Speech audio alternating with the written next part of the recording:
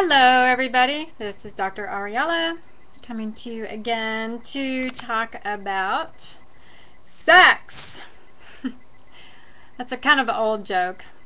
People say that to get people's attention. Anyway, so this chapter is one of the most interesting to me because it's a subject near and dear to my heart. It's one that I've been involved in sex and gender related issues for, oh my goodness, more than 2/3 of my life. So it's something that I have thought a lot about, read a lot about, talked a lot about, done a lot of research about. So it's definitely a topic of interest to me, although I do appreciate and enjoy and dive into other topics too, but this one has been at the top of my list of favorites, so to speak. So there are some important concepts in this chapter, two of which are sex and gender, and people use these interchangeably, but they are not, again, they are not the same thing. Sex does not mean the same thing as gender, and gender does not mean the same thing as sex.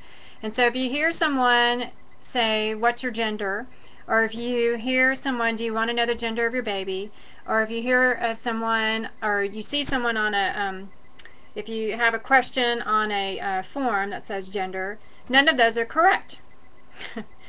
And that may be a surprise or a shock to some people, but it's just because they're misused a lot and used alternately. And there's a reason why that is the case, why they're used alternately, but that we can talk about later if we want to. But anyway, so sex and use of identifying a person's sex is about biology. It's about what people are genetically born with regarding their genitalia as well as their hormones, their genetics. So sex is about biology. Sex is about female and male. Are you a female? Are you a male?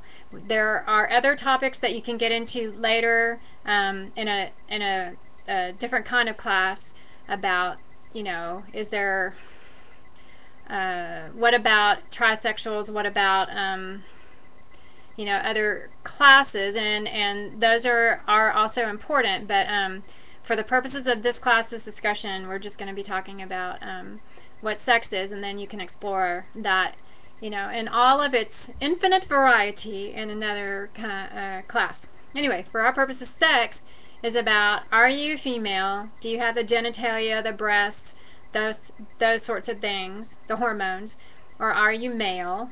And gender is about traits, behaviors, and norms that we ascribe to femininity and masculinity. So as some authors say, we are sex, we be a sex, we do gender, we act out gender. So there are actions, behaviors, qualities that we ascribe to femininity and masculinity. So we are or have a sex, we do or act gender. So so again, if someone asks you what your gender is, that's incorrect. So and these topics are very important in our society. Other cultures, other societies, they're not so important. People aren't so hung up, or there's not so much division or divisiveness or focus on difference between the sexes as seems to be for the most part in American society. And there's you know, quite a bit of focus about gender norms, gender behaviors in our society. So if you think about, you know, if a female, a woman, a girl acts tomboyish, you know, she does things that are kind of masculine in a way, to some degree she can get away with it, and people don't think badly of her or, you know, label her as, you know, some sort of stigmatizing label. And stigma, by the way, is another sociological concept. But anyway, but however, if a boy or a male, a man, acts outside his gender ascribed norms, traits, behaviors. You know, if he carries a bag that some people think looks like might be a purse, or if he talks kind of femininely, or things like that. That's a bigger issue in our society. It's not so much in other cultures, but it is in American society for the most part. And so why is this? And could that be considered discrimination against men and not so much against women in that respect? So, this is a topic that sociologists and others explore a lot. Sex and gender norms and gender roles and gender behaviors, and why they seem to be the way they are for people. So it's a topic that is of great importance in our society because people see a lot of inequality between the sexes, and are looking for reasons why that might be. And so your text discusses some of the theories that explore why this might be, why inequalities exist, why they continue to exist, and people try to do some research on how to repair that if it needs to be. And there are concepts like comparable worth and pay equity, and looking at trying to have more women in non-traditional roles and employment, and men in non-traditional roles. And so it's a really important topic because there is such a pay gap. There's a pay differential called the wage gap between women and men in similar jobs, similar capacities, and that seems really unfortunate for both sexes. Unfortunately, these kinds of issues are talked about as women's issues. Anything to do with women and children and pay kinds of stuff, and the glass ceiling, where there seems to be a cap on how high women can go in positions of power. Those seem to be called women's issues, but I really think they're public issues because most women are in some sort of relationship somehow, not necessarily marriage, but certainly a lot, with men, and have children, and their lives are affected too by pay discrepancies. But anyway, so your text goes into the women's movement and some related topics, and there are a lot of people who are interested in the women's movement, and they aren't just women, although those are the ones that you see and hear about the most.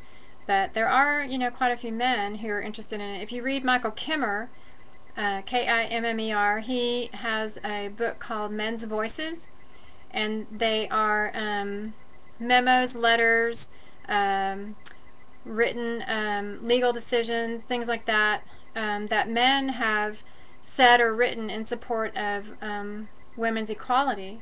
So, it's really unfortunate that the media downplays the number of men who are, pro-feminist or feminist or whatever you want to call it, because it seems like it is, just women who are trying to do all this work, but it's not true.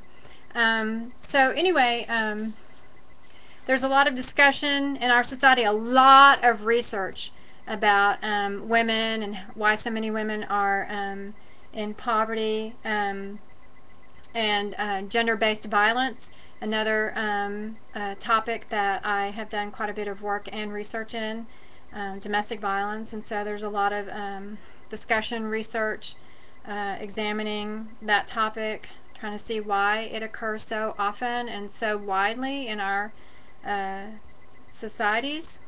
It's a global problem. Rape is a global problem.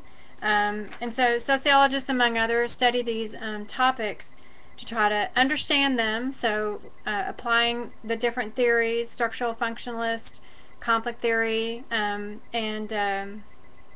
symbolic interactionism, as well as other theories like feminism, and to try to understand the problems and the differences that we see, and then also come up with some plans to rectify those. So, you know, some major pieces of legislation have been passed to support girls and women so that they have a more level playing field, just like the affirmative action legislation. There's other legislation, Title IX being one of the most famous, as well as the Violence Against Women Act, VAWA, V-A-W-A, and others, but those are some of the more well-known ones. So very, very interesting topic to me.